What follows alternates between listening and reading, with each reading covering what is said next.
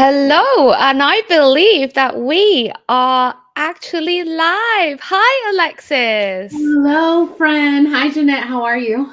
Hey, I'm amazing. Thank you. Welcome, everybody, to the season 2 of the Growth Invitation. In this season, I am super committed to bring on powerful females from all around the world to share with you their stories of challenges, growth, as an invitation and an inspiration to you. So you know that no matter where you are, what you're experiencing, what your starting point is, you can always choose to grow and manifest your dream future. Today, I'm super lucky because I have my amazing friend and the amazing transformational coach, Alexis Marie Hunter, with me. Hi. And to kind of kick everything off, like me and Alexis, actually, we don't go back too far. It's almost been about a year since we met, It feels but longer though. it feels like it's been a lifetime. Yeah. Our souls are deeply connected. Yes. And it has been, I've had so many beautiful transformational conversations with Alexis over the past year. So I was like, well, I really want to restart my podcast. So how can I do this? And Alexis has been my journey. So I was like, well, Alexis, can you come and support me? And she said, yes. So here we are. So Alexis, a bit of introduction. So you know who you're listening to today. It's she is what you call an everyday superwoman. And I love that. I will ask you to talk a little bit more about that later. Mhm. But in 2019, her life took an unexpected turn. She suddenly lost her husband in a tragic accident, and she was left to navigate her life as a single mom and forced her to face a future that looked nothing like she'd planned. Yet here we are now, and she's got this massive smile on her face. So, Alexis, can you please give us a bit of an intro about who you are right now Mhm. before we dive into what actually happened? Yes. So again, hi everyone. I'm so happy to be here, Janette. Thank you for allowing me to be a part of the growth invitation. Today, it always surprises me in a way when I hear my bio being read because the person I am today is definitely not that person that experienced that loss and that tragedy. But today I am someone who is remarried, has relocated. My son is 8 years old, and my goal right now and my mission is to help people heal and find joy after loss. And I know that's what we're going to be talking about, so I will leave it right there. Yes, absolutely. And, congratulations on getting remarried. Mhm. Having had, not everyone can jump into that, and to have actually lost your husband suddenly, tragically, Yeah. it must have been so shocking. I'm getting chills as I say that. So, what actually happened? And maybe you could share a little bit also about like the what was your relationship like? And also actually kind of coming out of it. How did you feel in that moment when you found out and the moments following from that? Yeah. So it's really interesting. And actually, your audience is probably going to be the first to hear like this version of the story. We um, always bring on the most amazing, but yet we share vulnerably and yeah. authentically. Yeah. And so my first husband, his name was Sterling. And Sterling was an amazing man, like probably like the most giving, kind person I ever met. And that's not to take anything away from my current husband, but there's certain people that you meet and you get a sense of what their soul is like, and his soul was one of those that just permeated generosity. And so from the time that I met him all the way to the end, like he and I always had this amazing friendship. Like there were things that Sterling didn't even know he was healing in me just because of who he was. Mm. But at the same time, I was young. I was in my late 20s, and there were some things about myself that I still needed to work on. And so we had a marriage, I think, like most young people do when two people come together and you're getting to know each other. Um, you have your struggles, and so did we. Sterling was very ill during our marriage. He struggled with a lot of health issues, to the point where I would say probably about 6 to 8 months before his car accident, they had become life threatening, his Wow. illness. And we were in a really tough situation as newlyweds, as new parents. I think at that time our son was around 2 years old. Um, and so it was a struggle. Our marriage was struggling.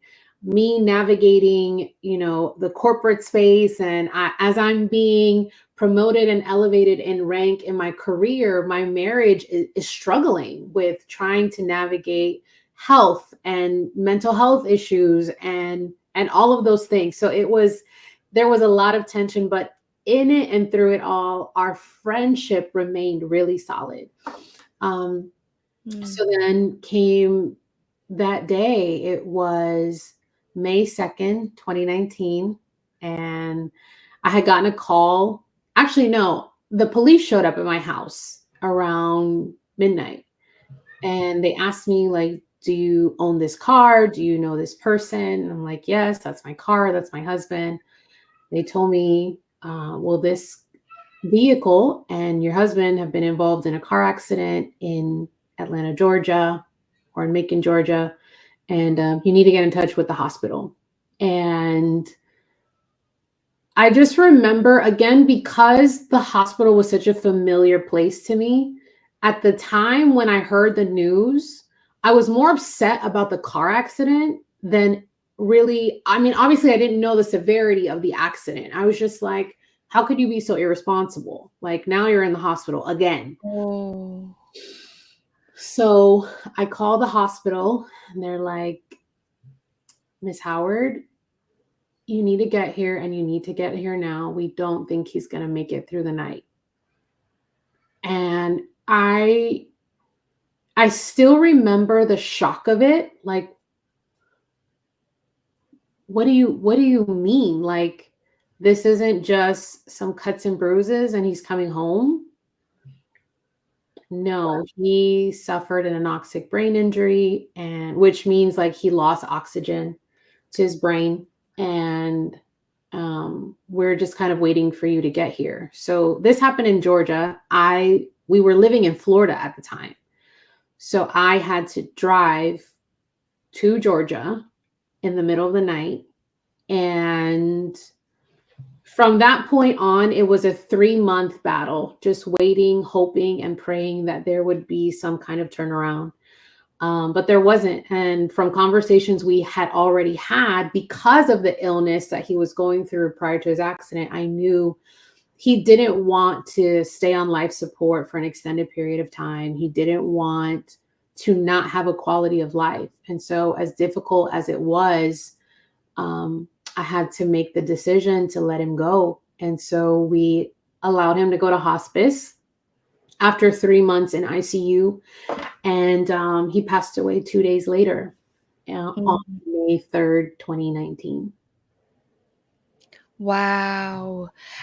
I can just imagine the shock and just how to handle situations like that when it's so sudden. Yeah. Um, I still remember earlier this year, a few months ago, when I heard about the passing of my uncle, and my cousin messaging me saying, "Hey," and I was like, "Oh yeah, hey cuz, like how you doing?" kind of thing, and he was like, "Yeah, well, your uncle just passed." And I still remember, like, I was like, what?"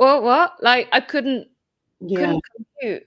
Yeah. And there's my cousin, and this was my uncle, and I can and just imagine like all the things that went through your head around, but this is your husband, like you were expecting him to come home. Like uncle's at least, in Hong Kong, but you were expecting this man, argument no argument, Right. to come home. Right. And Right. so throughout the journey, I mean, you mentioned that you knew he was struggling and suffering so much already with his illnesses that he wouldn't wanted to stay on life support. Hmm. Um, it can't have been an easy decision to make. Hmm. Like, how did you feel making that decision? What kind of informed you more about, okay, I know I'm making the right choice? Yeah. There were several things. I think the most the top thing that gave me ease was it was a discussion he and I had already had Mm. on more than one occasion. He used to have this joke. We're Christian, and so he was like, if Jesus can get up in 3 days, so can I. If I'm not up after 3 days, just let me go. And so, I remembered that conversation. The other part of it too was quality of life. We had requested extensive like brain scans and experts to weigh in on his condition, and all of them kept telling us the same thing, like that this is it. This is the most that he's going to have because of the substantial damage to his brain. He had lost um oxygen. I mean, he was technically clinically dead for 22 minutes before they revived him, the Wow. scene of the car accident. And so with that much loss of oxygen, they were telling us like there's no coming back from this. Mm. And I refuse to accept it. And so in addition to having multiple experts look at his scan, I also reached out to several different um like brain recovery centers around the country. He worked for American Airlines at the time, and no matter how you feel about them, when you're family, you're family. So they had told me, hey, if we need to help get him somewhere, we will, just let us know. So I was reaching out everywhere, like, will you take him? Will you take his case? Can you help him? And he kept being declined from all of the top brain recovery centers in the country. I think there was about 5 of them that we sent his files to. um, in addition to that, like I said, he already had pre-existing conditions that were deteriorating. And Mm. because of the brain injury, it was either one was going to take him or the other. And I wanted Sterling to go with dignity. Mm. I didn't want to watch him just disintegrate. And again, because of my beliefs, because of my faith, I knew that if I didn't see healing on this side of heaven, that he was going to receive it on the other.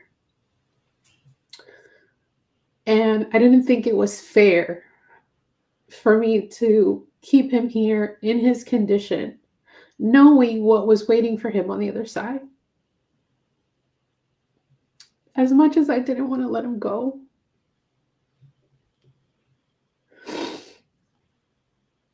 I knew that I couldn't make a decision based on what I wanted, but what was best for him. So, taking all of those things into consideration, and also the time, it was 3 months of watching and waiting and praying and um, just fighting. While all this is going on, there's infection after infection and this and that was just going on with him physically.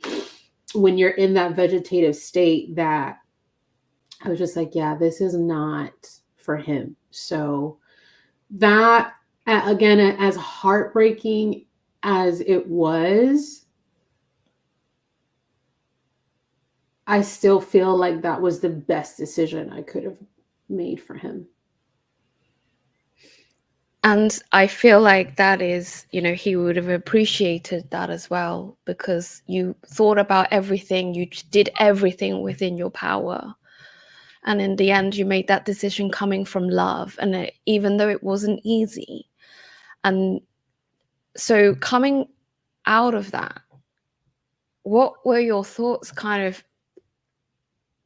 after he passed? After you decided, I need to let him go? It's not as easy as, okay, bye, click Right. of the fingers. Yeah. So how did you feel and what happened?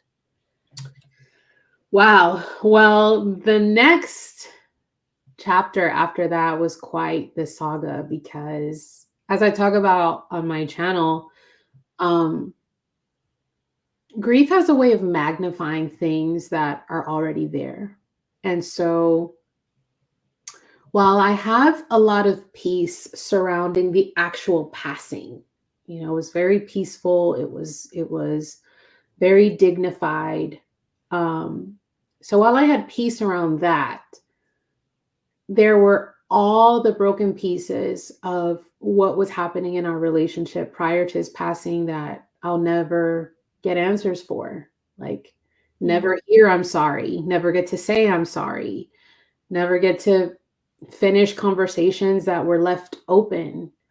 Um, in addition to that, when you think about the 7 stages of grief, you experience them, but what happens is they tap on what's also already there. So, for example, anger. If I'm angry that you left me, I'm also angry that you left me with our child by myself. I'm angry that now I have to do all of these things by my all of the things that I'm angry about.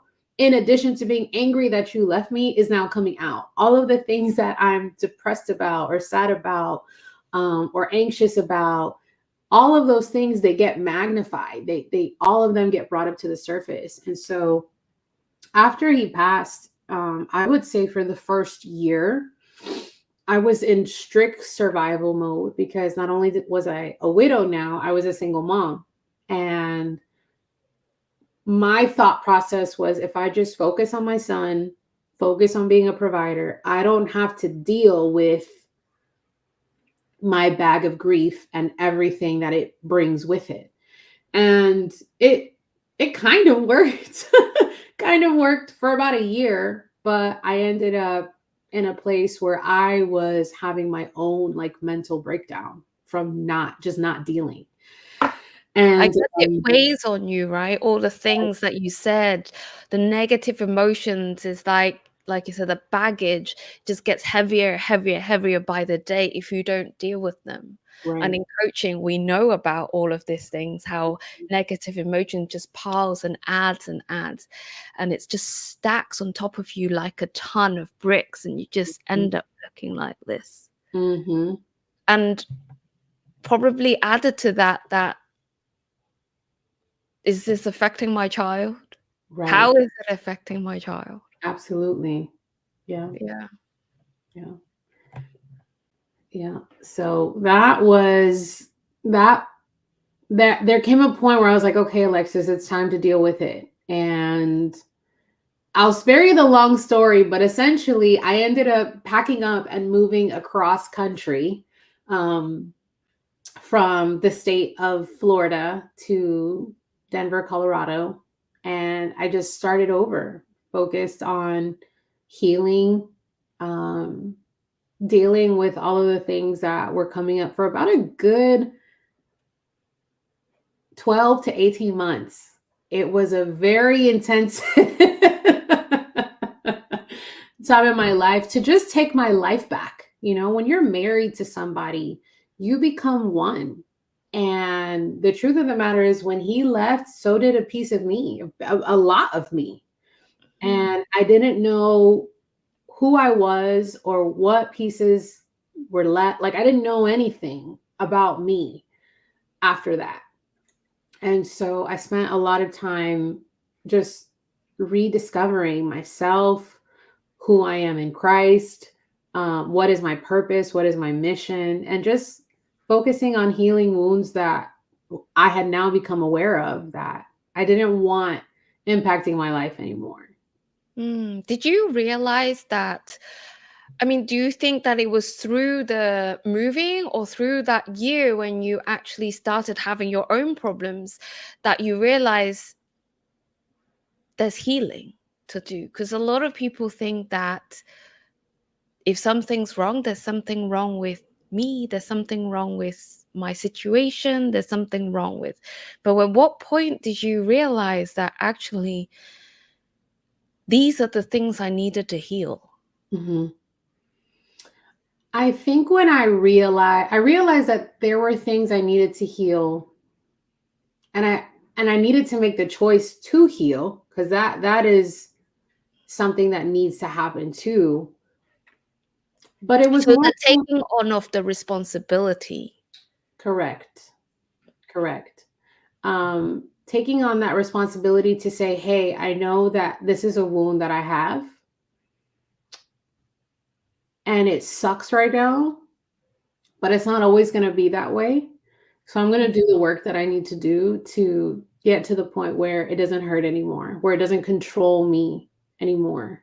Mm, Um, and that's what I needed to do. There were a lot of things that I needed to surrender and heal from so that they no longer had control over my life. Understanding grief. I spent a lot of time studying grief and understanding, like, what is it? Why does it exist? How do I now navigate my life for me and for my son now that this is a part of us?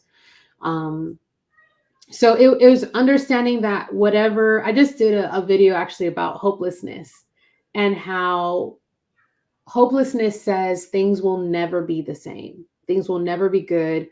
This will always be that kind of talk and that kind of narrative. And once I recognize, like, actually, no, that's not true. It will not always be this way if I don't want it to. That's when things started to change for me. that is super beautiful, and actually having that awareness, but also having that confidence and the strength to choose a different future. Like, yes, that happened in my past. That did happen. And these are things that are happening to me right now, but I'm choosing a different future. Mhm. Sometimes it can be quite difficult to make that choice though. So how, like, what was one thing that you would say actually empowered you to choose? If someone can't just pack up and leave the like pack up and move countries or pack up and move somewhere else completely different, what would you say would be something that you can say, okay, despite everything, I can still choose a different future? Mhm. Yeah. So for me, it was knowing that there is a source outside of me that's giving me strength. Some people talk about the universe or higher power, creator. For me, it is my faith in Jesus Christ and having a word to stand on. In that same video that I was just referencing, hopelessness, I talked about how for me there's a scripture that says he draws near to the brokenhearted and he saves those that are crushed in spirit. And I would just repeat that to myself constantly, almost Mm, on repeat, knowing that, okay, there is a source that I have access to, a power that I have access to, that even when I feel like I don't have it, I know that there is someone, something, a spirit that is giving it to me. And just trusting that time after time after time. It's almost like breadcrumbs. You have this vision of yourself fully healed and strong and powerful, but you may not feel like that today. Well, there's a gap of who we are today and who we want to be. And so what happens in that gap is it's one step at a time to get mm, to that next version of ourselves. That's why I love, becoming all she so much, because it's an active process of becoming and it happens incrementally. And so finding that strength and finding that source to be able to draw power from and draw strength and courage when we feel like we don't have it, that for me was a game changer. I mean, that's a whole nother conversation, but that for me changed the game, was recognizing like I actually don't have to do this by myself. Mm. I don't have to rely on my own strength because I don't have it right now. I don't got it. Yeah, absolutely. And, you know, there's also something that I talk about a lot in terms of, and I share this everywhere, you know, it's in my businesses and everything, it's the community Yeah. and the ability to borrow someone else's strength, Yes. someone else's belief, whether it's God, it's universe, your community, your family, whoever's got around you can Yeah. support. And something that I love the idea of is borrow someone else's faith in you Yeah. until you find your own. Yeah. And that is one of the most beautiful things that I've come across and has changed my life. And I know we're changing our own lives together Yeah. because we keep borrowing each other's faith. We keep thriving on each other's like, oh, this is what happened. And we kind of coach each other through these as well as the situations. Yeah. Yeah. Yeah. Yeah. So it's actually, we never have to do anything on our own.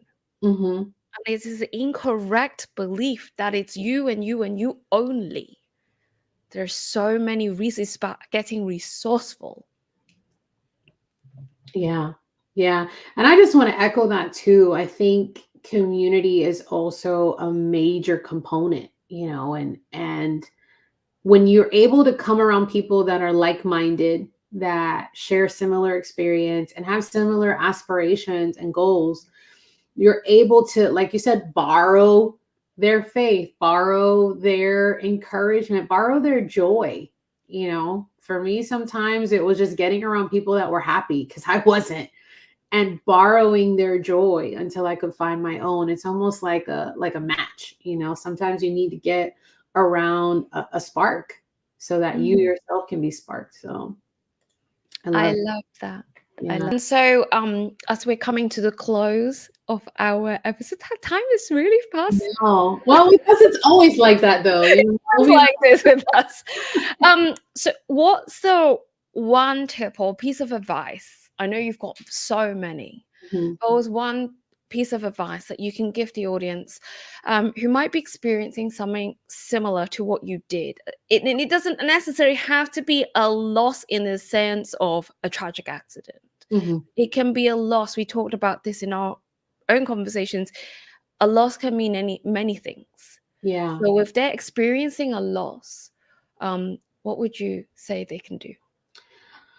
I would say the first, or the one piece of advice I would give, is to be mindful of the stories that you hear and you listen to, meaning like your self-talk. Be mindful of that. And if you don't like it, change it. If it's not serving you, change it. I used to, again, bringing up hopelessness again, because I know for those that are grieving, whether it's the loss of a person or a dream or a job, you know, something that they loved, there is this oftentimes, and it's almost like a form of protection, but not really, to say, like, man, I'm grieved and I'm always going to have to grieve. I'm always going to have to be sad. I'm always going to have to just be stuck in this state of tragedy. And that can take on many different forms of thought. And that is what creates the cycle and the downward spiral. But Mm. when we're mindful of the self talk and we start talking back and we start changing those stories to say, yes, this is a circumstances now, but it's going to change. Or, you know what, I'm going to give myself grace to feel right now, but in X amount of time, I'm going to get back up and we're going to keep going. Like really taking control of that, and watch how quickly your circumstances begin to change. I still have grief moments, but I understand that they're going to come. It's natural, and I allow them to happen. But I don't allow them to bully me. I don't allow that. Mm. So Mm. that would be my piece of advice. I love that. Thank you so much for sharing. And it's a practice, like you said, it's a practice of becoming all she. Yeah. So what if you can let the audience know what you're working on right now, and also how can they connect with you if they really feel inspired and like their story and they want to know more about your work? Yes. So right now, I'm working on a few things actually. So I do have Becoming All She, which is my widowhood lifestyle and faith channel. It's where I share all things me, as well as just coaching help, especially for those that are widowed. There on the channel, you can find links to schedule coaching calls with me, discovery calls, as well as all of my other social handles. And I'm also excited to share that, again, I am remarried. And so my current husband and I, we just launched a new channel called Lex and Lev, where we share what it's like, our journey of remarrying, finding love again. My husband is a divorcee, and so he has had his own trials, tribulations, wins as it comes to finding love again. And our hope and our desire is just to encourage those who have loved and lost, and that they can find love again. So we've got quite a few. I've got quite a few things going on, and even have some things in the works. So if you'd like to stay connected with me, the YouTube channel is the best place to stay in the know. Amazing. Thank you so much, Alexis, for being my first guest of my season 2 at the Growth Invitation, and also for sharing so vulnerably and so authentically. It hasn't been easy. And like you said, it's the first time that you've gone really public about this. Yeah, And congratulations on going public on this. And thank you so, so much once again. yeah. Thank you. Thank you, everyone, for watching, and we'll see you again in the next episode. Awesome. Bye. Bye, everyone.